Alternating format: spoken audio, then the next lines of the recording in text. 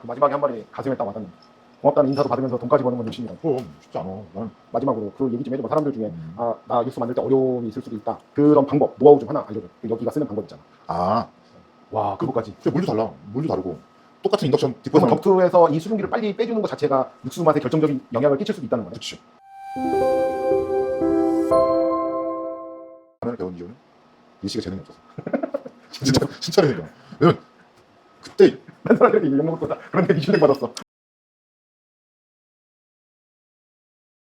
사람들을 다 물어봤어. 미슐랭에 올라간 집을 간다. 가서 인터뷰 하려고 한다. 그랬더니 제일 궁금했던 게 나는 뭔가 했더니 미슐랭을 선정하는 사람들이 미리 연락을 하고 오는지 이걸 제일 궁금해하더라고. 아니야. 전혀 모르지. 전혀 몰라? 전혀 모르고 첫 회 받을 때 인터뷰를 한번 하러 와. 그러니까 그 전에 다 미리 왔다 가고 그러니까 후보군에 오르면 인터뷰를 하러 불쑥 와. 그때가 한 3시쯤 왔나? 와서 이제 기본적인 뭐 학력이나 경력이나 물어보고 그리고 왜 라면집 했는지 그런 거 이제 좀 일반론적인 인터뷰 같은 거 하고 돌아간단 말이야. 그리고 이제 아예 확답을 받아. 발표 날 때까지 누설하면 안 된다고. 그리고 그 다음에부터는 그런 건 없이 메일로 오지. 그 다음에부터는 올해도 확정된 건 아닌데 후보군이니까 바뀐 게 있냐. 그리고 매해 주제가 바뀌는데 작년 같은 경우에 뭐 지속 가능한 외식 사업에 대한 생각이 있으시냐고 물어보는 거예요. 거기에 따라서 이제 뭐 고민하는 거죠. 우리는 뭐 예를 들어서 가스를 좀 안 쓰고 전기를 쓴다. 그리고 우리는 잔반을 최소화하려고 이렇게 노력한다. 그런 거 적어서 보내주면 이제 그런 거 보고서 좀 반영하는 것 같아요. 아, 그럼 일단은 후보군까지 오를 때는 전혀 모르죠. 그 전까지는 전혀 모르고 전혀 모르죠. 어떤 사람들이 와서 아멘으로 오는지 안 오는지는 아예 전혀 모르는 거구나. 느낌도 몰라? 혹시? 그러니까 별 받는 레스토랑은 뭐 이렇게 좀 몇 명이 해서 온다는 얘기는 들었는데 우리 같은 빅그루망은 이렇게 외국인 한 명, 한국인 한 명 해가지고 뭐 그런 경우는 실은 또 그런 손님이 너무 많고 또 외국인 손님이 너무 많으니까 알기도 힘들고 또 우리는 막 풀서비스 제공하는 레스토랑이 아니니까 이렇게 지켜볼 수가 없잖아. 먹으면 나가야 되고. 내가 둔했나? 난 몰랐던 것 같은데 전혀 모르고 있다가 그날 그 잠깐 쉬러 나갔는데 직원이 전화 온 거야. 미쉐린에서 왔다는데 빨리 오셔야 될 것 같다고. 그때 방지턱을 하도 빠른 속도로 넘어가지고 차 다 나가가지고 너무 기뻐서. 기쁘기도 하고 긴장되기도 하고. 왜냐면 난 요리 출신이니까 요리사 출신이니까 이게 어마어마한 영광이지. 왜냐면 요리 처음 할 때 그때는 미쉐린 가이드가 한국에 들어오거나 그럴 때가 아니니까 미쉐린 받는 셰프들은 얼마나 좋을까 막 그런 생각했어. 영광이지. 고맙기도 하고 운도 있는 것 같고 종목이 또 그런 종목이니까 또 됐을 거라는 생각도 들고 그때 좋았지. 그 미슐랭 받고 매출 변화. 근데 우리는 매출 변화가 크진 않았어. 원래 잘 됐기 때문에. 원래 웨이팅이 있기도 했고 그러니까 좀 더 웨이팅 시간이 길어지면서 좀 나는 좀 불편했지. 왜냐면 우리가 뭐 일본 라면이라고는 하지만 면 요리기도 하고 간단하게 먹는 음식인데 1시간씩 기다리면 좀 죄스럽기도 하고 대신 미쉐린이 된 다음에 좋아진 거는 이 진폭이 적어지더라고. 매출에. 미쉐린 받기 전에는 날씨가 아주 안 좋거나 뭐 갑자기 뭐 무슨 일이 생기면 매출이 뚝 떨어지거나 그럴 때가 있었는데 미쉐린 받은 다음부터는 안정적으로 꾸준히 가는 거죠. 어떤 면 때문에 받은 것 같아? 본인이 생각했을 때. 나의 어떤 면 때문에 받은 것 같아? 나는 사수들을 잘 만난 것 같아. 요리 배울 때 사수들을 처음에 5만 원짜리 실습생으로 일할 때도 처음 일한 데가 호텔이었고 그때 배운 거는 청소하고 인사하고 막내가 맨날 하는 게 그거잖아. 샐러드 담고 청소하고 인사하는 게 일인데. 근데 마지막에 라멘을 배울 때도 라멘 가르쳐준 사람이 모리짐이라고 홍콩에서 라멘으로 원스타 받은 사람이야. 라멘으로 처음 받은 사람이야. 일본에서 되게 유명한 사람인데 그 사람이 하는 거 보고 배우다 보니까 그 사람 스타일대로 가는 거지. 그 사람이 되게 깔끔한 거 좋아하고 딱 떨어지는 거 좋아해. 뭐든지 뭐 하다못해 막 화장실도 좀 깔끔하게 샀으면 좋겠고. 그러니까 한국에 들어와서 현실적으로 좀 힘들 때도 있긴 하지만 그런 사수들한테 배운 게 좀 배인 거 아닌가? 라는 생각? 아무래도 일본 쪽에는 미쉐린 받은 라면 가게가 많으니까. 그리고 기준이라는 게 미쉐린 기준이라는 게 되게 웃긴 게 미국에서 비빔밥으로 원스타를 받으려면 한국만큼 맛있게 해야 비슷하게 해야 줄 거 아니야. 그렇지. 기준이 비슷해야. 그렇지. 그러니까 그런 것들. 그래서 그때 나랑 같이 배운 친구들이 원스타 받은 친구도 있고 일본에서. 그 다음에 요번에 빅그루망 받은 친구도 있다고 하더라고 일본에서. 그러니까 사수를 잘 만나. 그것도 운이야. 운도 필요하지. 운이 필요하지. 그러면 내가 미슐랭을 받으려고 목적을 둔 건 아니지만 그래도 그걸 받기 위해서 내가 노력한 거는 어떤 부분이 있어? 그래도 내가 음식으로 성공하려고 했었잖아. 나는 근데 솔직히 좋은 요리사가 아니었거든. 그러니까 회사 생활할 때 일을 잘하는 요리사였지. 그러니까 조직에서 좋아하는 요리사, 그러니까 결과를 내는 요리사. 그러니까 항상 회의에 들어가면 영업이익률을 자랑할 수 있게끔 매장을 만드는 요리사였단 말이야. 그러니까 요리사로 시작해서 이제 나중에는 뭐 기획팀까지 갔으니까 그런 걸 잘하는 사람이었단 말이야. 근데 이게 되게 창피한 게 뭐냐면 내가 만든 브랜드의 가게에서 팀장인 내가 갔다가 점장이 잠깐 자리 비운 사이에 포스기계에서 돈 받을 때 있잖아. 그거 분명히 내가 만든 메뉴거든. 그리고 내가 다 레시피 짜가지고 해서 만든 브랜드란 말이야. 손님 얼굴은 못 보겠는 거야. 왜? 눈을 못 맞추겠는 거야. 왜? 내가 어떻게 만든지 내가 제일 잘 알잖아. 그리고 이게 원가가 몇 프로고 이게 좋지 않은 요리라는 걸 알잖아. 그러니까 이익률은 좋지만 그 생활을 하다 보니까 내가 창업할 때는 그러니까 성공하는 법은 몰랐거든. 근데 저렇게 하면 안 되는 건 알았어. 아 저렇게는 하지 말자. 조금 기왕이면 내가 좀 손해보고 기왕이면 좀 더 힘들어서 만들어보고 그런 식으로 생각을 했지. 그리고 창업을 했는데 나는 운이 좋아서 빨리 잘 된 편이지. 오픈하자마자 빨리 잘 된 편이어서 그런 식으로 하는 거지. 그러니까 어떻게 해서 잘 되는지 모르겠는데 저짓만 하지 말자는 건 알아. 그래서 아까 나한테 잠깐 얘기해 준 것 중에 하나가 면 리필. 그거를 무료로 해주고 그 다음에 달걀을 반쪽 안 주고 하나를 다 주는 그런 게 이제 만족감을 주기 위해서. 맞아. 그러니까 여러 가지 그것도 다 이제 옛 선배들한테 들은 얘기기도 한데 100이 있으면 네가 뭐 한 70 손해보고 그러지 말고 51, 2 정도는 네가 손해보는 게 맞지 않냐. 근데 지금 돌아와 생각해 보면 그때 그런 생각들이 손님들이 되게 호감 갖게 해주는 계기가 된 것 같아. 뭐 예를 들면 뭐 화장실이 됐건 계란이 됐건 면 리필이 됐건 지금도 내가 그 카운터에 있으면 가끔 그러지만 그런 분들 많으니까 여자분 남자분 왔는데 남자도 마찬가지지만 급하게 전화번호로 나갔는데 5분 동안 못 들어오는 거야. 라면을 나왔는데 나는 근데 그게 너무 좀 뿌른 거 먹는 게 싫은 거야. 그럼 제가 정중하게 다시 만들어 드릴게요. 처음엔 되게 미안해 하시다가도 다시 만들어서 맛있게 먹으면 좋잖아. 그치? 그런 것들이 조금씩 쌓여가면 나중에 그 손님들이 우리 가게를 되게 선한 가게로 만들어줘. 그러니까 못된 손님이 들어왔을 때도 내가 얘기 못할 때 그런 좋은 경험을 가진 손님들이 그 못된 손님을 잘 타이르기도 하고 내 편이 되는 거. 알려주기도 하고 그때 좀 많이 느꼈어. 이게 무조건 내가 욕심 부린다고 다 갖는 건 아니구나. 좀 덜 가져간다고 생각하면 괜찮겠네 라는 생각을 했어요. 지금도 거의 비슷해. 보면 우리 가게는 그 기준이 뭐냐면 직원들한테 얘기할 때 기준이 얼마 전까지 기준은 직원들한테 여러 가지 막 그 허들을 준다고 다 못 지키거든. 창피하지만 하지 말자가 1번이었거든. 요즘은 좀 바뀐 게 나 친절하자가 1번으로 바뀌었어. 내가 창피해서 친절로. 내가 식당을 다녀보니까 밥을 먹으러 갔는데 들어갈 때 조금만 호의로 대해주면 웬만한 식당은 다 맛있어. 다 좋게 보이고. 근데 들어갔을 때에 약간 좀 무시당하는 느낌, 좀 약간 거추장스럽게 느끼는 느낌을 받으면 그때부터는 어떤 음식이 나와도 꼴보기 싫은 거야. 맞아. 그래서 요즘은 좀 바뀌었어. 야, 일단 친절해보자. 창피한 거는 지금까지 창피하지 않은 건 잘해왔으니까. 또 뭘로 바뀔지 모르지. 좀 지나면 이제 뭐가 또 꼽혀서. 그렇게 직원들한테 하나씩 주제를 던져주는 것 자체가 되게 좋네. 나도 회사 생활하면서 여러 가지 얘기가 나오잖아. 회사에서 뭐 회의 들어가면 뭐 친절해야 되고 맛있게 해야 되고 뭐 해야 되고. 근데 현업에서 근무하는 요리사들은 그렇게 쉽지 않아. 그러면 앞에서 손님 봐야지, 뒤에서 음식 만들어야지, 또 일 끝나면 청소해야지, 뭐 또 그 사이에서 친구들하고 또 친하게 지내야지. 그런 친구들한테 현장 근무 안 해본 사람들 되게 쉽게 얘기하거든. 야 깔끔하게 해. 야 청소하면 되지. 청소 안 해봤잖아.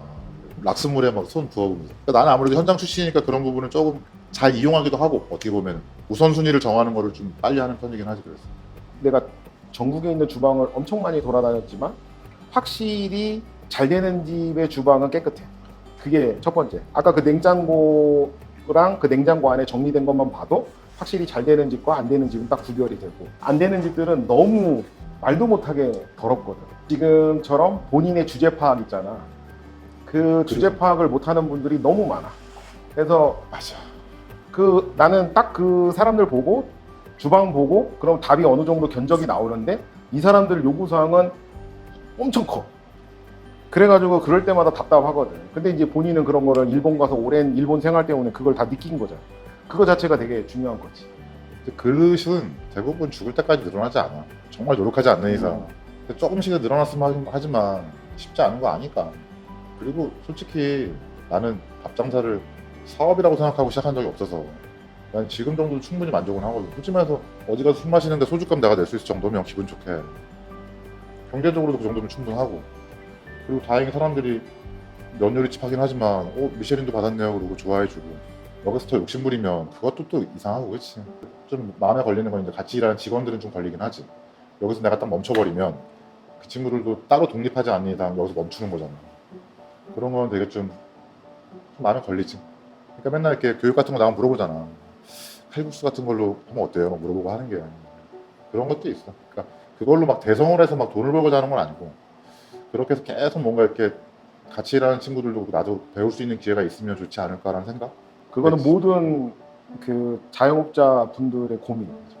내가 다른 업종을 가도 뭐 헬스나 뭐 미용 이쪽 가도 다 그게 고민이에요. 거기서 다 고민에 빠져가지고 어떻게 할지를 몰라서 직원 믿고 문을 열었다가 또 거기서 틀어져서 잘못된 경우도 많이 봤고, 그래서 판단을 잘해야지. 가장 큰 고민의 주제는 아니지만 항상 머리 한켠에 그런 생각은 들지. 그러니까 이 친구들도 뭔가 더 좀 중요한 직책이나 중요한 일을 한번 경험해보고, 독립할 때 되게 좋은 경험이 되거든. 그러니까 자기가 주도로 가게를 한번 차려보건 자기 주도로 브랜드를 한번 만들어보건 하면 그게 남의 돈으로 할 수 있는 최고의 경험이거든, 우리가 사람한테. 근데 그렇다고 또 내 입장에서는 완전히 안 될 것 같은 브랜드에 투자할 수도 없는 거고, 당연하지. 맨날 고민하는 거지. 일본에서는 뭐 나야 알지만 일본에서는 몇 년 정도 생활했었지? 10년 꽉 채웠지. 막 채우고 그러니까 유학생이 받을 수 있는 비자는 다 받았지. 파란만장한. 꽉 채우고 재밌게 살았지. 놀지는 않았는데 예. 애초에 일본을 간 게 그렇게 막 좋은 의도로 간 게 아니었어. 뭐 그때 얘기했잖아. 일하다가 거기 실장님이 야, 일본 가서 한 6개월만 연수받고 오면, 그때 그 강남 터미널에 메리어트 오픈할 때였거든. 그쪽으로 보내줄 테니 갔다 와. 갔는데 딱 여자친구 만난 거야. 뭐 어떡해. 근데 그 친구가 되게 공부에 욕심이 많은 친구여서 10년 있었지 거기서. 10년 동안 일도 많이 하고 좋은 경험 많이 했지. 근데 이제 일식을 배웠는데 이제 왜 라멘집을 선택을 했나 그 얘기도 해줘. 아 재능이 없었어 일식도. 음. 그러니까 일식은 엄청 꼼꼼하고 좀 섬세하고 그런 친구들이 해야지 좀 어울리거든. 그리고 우리 때는 또 손도 뜨거우면 안 된다는 그런 설도 있었고. 근데 내가 손끝이 되게 예민한 스타일이 아니었는데 일단 그런 것도 있었고, 그리고 그때는 지금은 라면집이 잘 됐으니까 내가 되게 열심히 살았다고 생각하지만 그때는 그렇게 욕심이 있지 않았어. 그냥 난 이번에 좀 스시를 배우고 싶어. 스시집에 가서 배우고, 나는 덴푸라를 좀 배우고 싶어. 그럼 덴푸라 배우고. 흔히 얘기하는 그냥 방랑객처럼 왔다 갔다 하는 거였지. 막 파고들고 그런 게 아니었거든. 하나 확실했던 건 내가 그때 스시나 덴푸라나 그런 거를 이렇게 국물 요리를 끓이는 것처럼 막 재밌어 하진 않았던 거야. 파고들지도 않고. 근데 이게 또 나한테 맞는 요리가 있잖아. 나는 내 스타일이 되게 단순해서 누가 좀 우쭈쭈 해주고 잘한다 하면 되게 열심히 하는 스타일이고, 뭐 그냥 그런 애 그러면은 잘 안 하는 스타일이거든. 라멘 쪽은 우연찮게 배운 거잖아. 근데 그때 잘하는 사람이 없으니까 사람들이 오 잘하네요 막 그런 얘기 하니까 더 공부하는 거고 열심히 하는 거였지. 라면을 배운 이유는 일식에 재능이 없어서. 진짜라니까. 왜냐면 그때 난 사람들한테 이제 욕 먹을 거다. 그런데 미슐랭 받았어. 아니야 진짜. 재능이 없었는데. 이게 일식 잘하는 친구들은 정말 잘하거든. 그쪽으로 어울리는 친구들이 있잖아. 나는 그게 안 되더라고. 막 나한테 어울리는 요리? 좀 약간 정교하진 않지만 시간을 소비해서 진득히 기다리면 나올 수 있는 메뉴 같은 거. 꼭 국물 요리가 아니어도 그런 거 하지 않았을까? 그 시장 아줌마 얘기 좀 해줘봐. 그 오롯이 일본에서 나 10년 동안 일하다 왔잖아. 어떻게 보면은 스펙으로 맞추면 괜찮았지. 그때 한국 들어와서 취업이 안 됐어. 32, 33인데 스펙이 너무 좋잖아. 막 지금이야 유학 가는 게 엄청 흔할 때지만 유학 갔지. 그 다닌 레스토랑도 다 일본에서 꽤 괜찮은 레스토랑이지. 뭐 막 미쉐린급은 아니지만 꽤 괜찮은 레스토랑이지. 거기다 마지막엔 막 대학교까지 나왔지. 안 쓰는 거야. 친구들이랑 술 마시는데 수산물시장 갔는데 그날 정신이 번쩍 들었지. 아, 이력서를 바꿔 써야겠다. 아줌마가 광어를 뜨는데 와, 난 뭐 했냐 그런 생각 있잖아. 그것도 말도 안 되는 이상한 칼 있잖아, 그치? 말도 안 되는 이상한 칼. 말도 안 되는 이렇게 짧은 그 키리치케라고 그러거든. 이게 뭐지? 그러고서 이력서를 좀 바꿨어. 바꾸고 좀 지우고. 그 전에 이력서는 잘난 척하려고 쓴 이력서. 나 이것도 했어요. 그 다음 이력서는 내가 정말 잘하지 않는 거 다 지웠어. 다 지우고. 그러고 보니까 남는 게 별로 없더라고. 일본말 조금 할 줄 아는 거랑 조리과 나온 거밖에 없네. 마침 근데 그런 내가 필요한 회사를 만난 거고, 그렇지. 그 회사에서 여러 가지 일을 했지.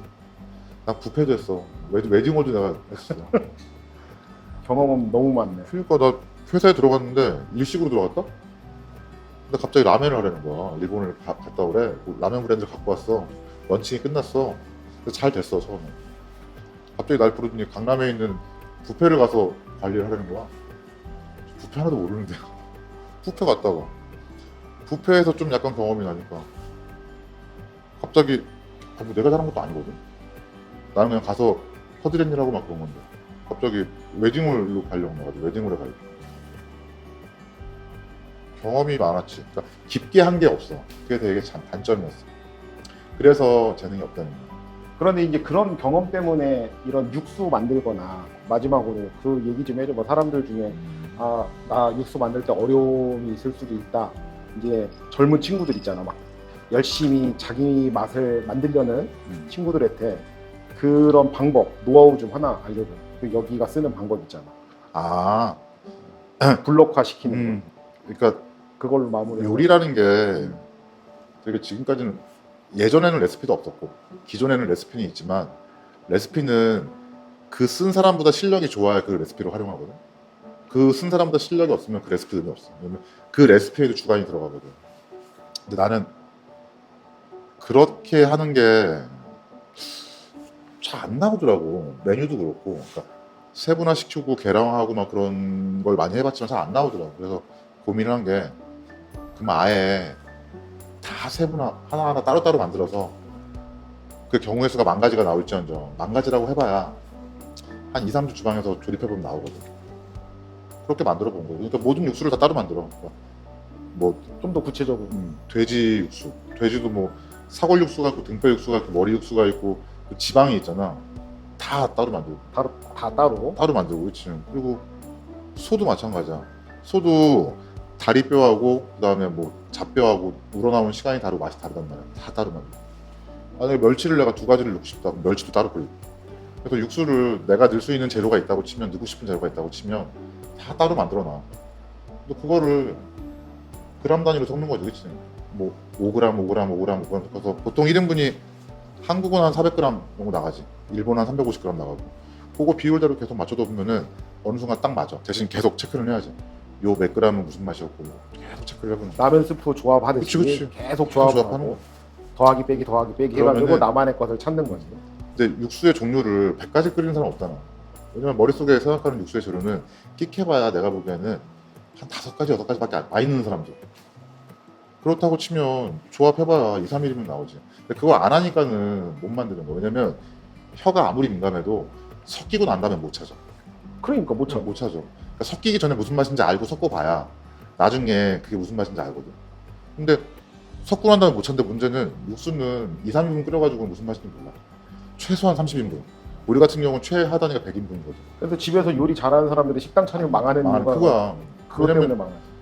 그 2, 3인분 끓여서는 그 맛을 유지할 수가 없고 그 레시피가 균일하지가 않아. 그렇게 나누지.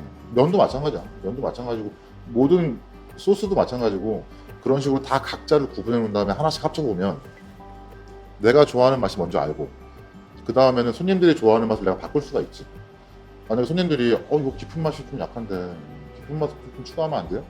근데 처음 배운 레시피가 한 군데 몽땅 때려박아서 배운 레시피면 거기서 무슨 맛을 더 넣어야 깊은 맛이 나는지 몰라. 어렴풋이는 알지. 근데 핀포인트를 못 찾는다는 거야. 그래서 쪼개는 거예요. 그래서 이제 아침마다 아까 나한테 얘기해 준 게 직원들한테 매일매일 매장 4군데 그 브릭스 체크나 맛 체크를 한 다음에 뭔가 부족했을 때 그렇지, 그렇지. 예를 들어서 요거를 첨가해줘라, 요거를 첨가해줘라. 그렇지. 그렇게 해서 매장의 일정한 그치. 맛을 유지가 가능한 거잖아. 그렇지, 지금. 그렇지. 그렇게 블록화가 돼 있어야. 그 블록화가 돼 있으면 뭐 예를 들어서 뭐 빅맛이 나요.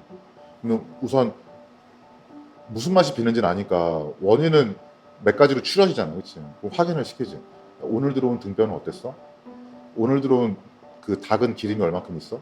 그걸 확인을 시켜서 아 오늘 들어온 닭은 지방이 좀 적은 것 같아요.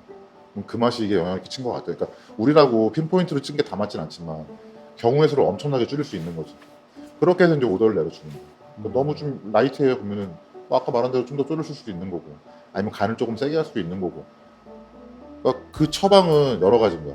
육수가 매일 똑같지 않으니 그날따라 조금씩 바뀌니 처방이 매일 조금씩 바뀌지. 그리고 매장마다 우리 육수 다 달라.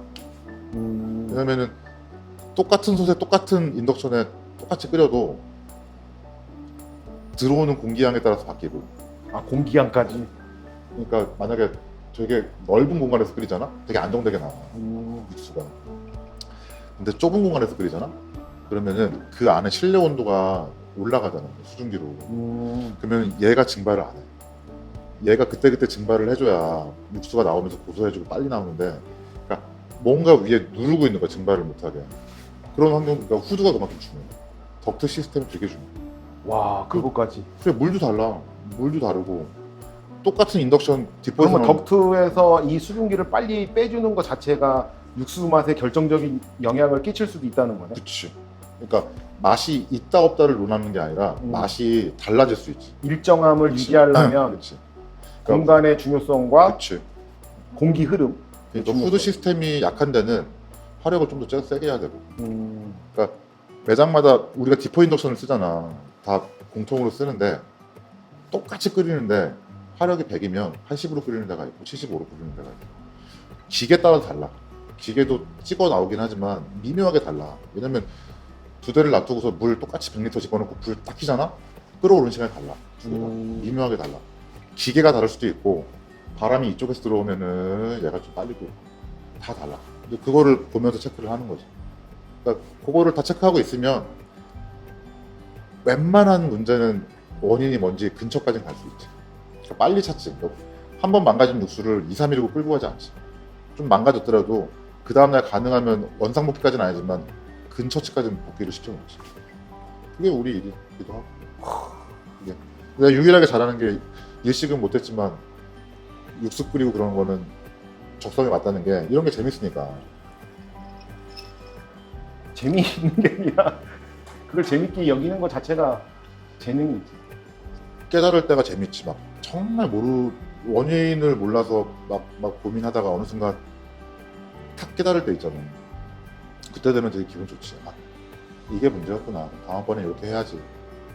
그게 노하우가 되고 그런 노하우들을 좀 우리 애들도 많이 배워서 독립할 때 좀 시행착오 안 했으면 좋겠어. 근데 대부분 요즘에 창업하는 사람들이 그런 이 정도의 노력도 안 하고 다 그냥 시제품 녹여가지고 쓰려고 하니까 한 2, 3년 정도 그냥 마케팅에 돈 쓰고 인테리어에 돈 쓰고 망하고 다 그러잖아. 손님들이 그걸 다 알잖아. 아까 그 되게 중요한 얘기 귀신같이 알지. 손님들은 귀신같이 알아. 그러니까 자기가 이득을 보는지 손해를 보는지 자기가 대우를 받는지 무시를 당하는지 손님들은 우리 사람은 육감이 있다 그러잖아. 귀신같이 알아. 지금 당장은 모를지 모르지만 나중에 언젠간 알아. 그러니까 가능하면 손님들에게 조금이라도 이득을 주는 쪽으로 고민하는 게 아까 얘기한 대로 요즘 어린 친구들 독립하는 잘 안 되는 이유가 뭐냐면 이런 얘기하면 진짜 꼰대라 그럴지 모르는데 나는 기본적으로 독립을 하면서 회사 있을 때 되게 그 결과를 잘 냈다 그랬잖아. 그 못된 짓을 했던 게 지금의 나를 만들어준 것 같다고. 그때 생각한 게 뭐냐면 밥집은 장사가 아닐 수도 있겠다는 생각을 했어. 그러니까 다른 비즈니스는 물건을 팔면 만족을 하면 그게 또 영업이익으로 돌아오는 거잖아. 근데 몇 개 안 되는 장사 중에 밥집은 정말 잘 먹으면 진심으로 맛있다고 해준다. 되게 신기한 거야. 그럼 그러니까 내가 아무리 좋은 샴푸를 써도 샴푸 회사에 고맙다고 메일 보내곤 하지 않아. 더 팔아주긴 하지만.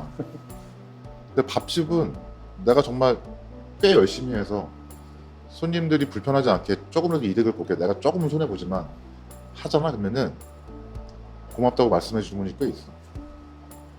그래서 그때 몇 년 전 얘기지만 그런 얘기 많이 했어. 야, 우리는 돈 많이 못 벌겠다. 직원들이 왜요? 그러고. 야, 인사까지 받으면서 돈까지 많이 버는 것도 사기 아니야. 이 정도는 충분하지. 오, 명언이다. 그러니까 밥집 사장님들은 솔직히 말해서 큰 돈을 벌면 이상할지도 내 생각에 그래. 좀 이상할 수도 있다는 생각이 들어. 밥집으로 해서 떼돈을 번다? 건물을 짓는다? 예전에 무슨 교육을 들어갔는데 어떤 교수님이 그러더라고. 밥집을 하면 자기 자신을 벤치 끌고 다닐 수 있고 자식 유학까지 보낼 수 있지만 남들이 얘기하는 막 자산가가 되지 못할 거라고. 새로 들어오시는 분들은 1번을 돈으로 보면 안 될 것 같아. 그러니까 좋은 사람들 만나고 내가 열심히 해서 잘 만들면 인사도 받을 수 있고 그렇게 열심히 하다 보면 나중에 돈은 목돈은 아니지만 충분히 살 만큼은 들어오거든. 그것만 아니면 좀 더 진심으로 하지 않을까? 막 그 팩 같은 거 사가지고 조립해서 하는 거 안 하고 그거 하면은 손님한테 인사 못 받아. 손님들이 그거 모를 것 같아? 그 인공적으로 섞은 거랑 직접 만든 거랑 모르겠어, 그치? 그 마지막에 한 말이 가슴에 딱 와닿는 거야. 고맙다는 인사도 받으면서 돈까지 버는 건 욕심이라. 그럼 쉽지 않아. 나는 아까 월급쟁이도 얘기했지만 창업하고 제일 좋았던 게 평소 같으면은 말 걸 일도 없는 어린 친구들이잖아. 20대 초반, 중반. 나갈 때 막 사장님 잘 먹었어요 하고 넉살 좋은 친구들도 있지만 그런 거 못하는 친구들도 많단 말이야. 세네 번씩 오고 막 네다섯 번씩 오고. 그러다 마지막에 막 마감 칠 때쯤에 와서 라면 한 그릇 먹고 하면서 뭐 커피 같은 거 있잖아, 그치? 케이크 같은 거 놔주고 가요. 야, 내가 저 친구한테 지금 한 그릇 팔아가지고 한 2,000원 벌었는데 저 친구 나한테 5,000원짜리 케이크를 사주고 가네? 그런 직업이 드물지. 드물어. 그래서 나는 내가 의도해서 요리사의 길을 막 갔다고 생각하진 않지만 그런 부분도 운이 좋은 것 같아. 그때 그걸 선택한 게 그러니까 고등학교 인문계 나와서 대학 못 가면 할 일이 뭐가 있었지, 그렇잖아. 우리 때는 특히나 그때는 아예 그냥 어렸을 때 상고나 공고 가서 빨리 취업해서 뭐 은행이나 어디 가거나 인문계 갔으면 무조건 대학 가야지. 근데 그때 요리를 선택한 게 참 지금 와서 보면 다행인 것 같아. 오늘 너무 좋은, 아, 그 명언이다, 명언. 오늘 너무 좋은 말이야. 감사합니다. 에이, 감사합니다. 감사합니다. 하여튼 태어나서 처음으로 해봅니다. 땡큐, 땡큐. 근데 어떻게 올라가려고? 다시 내려가는 거야? 아니, 그 서울시내 가야지.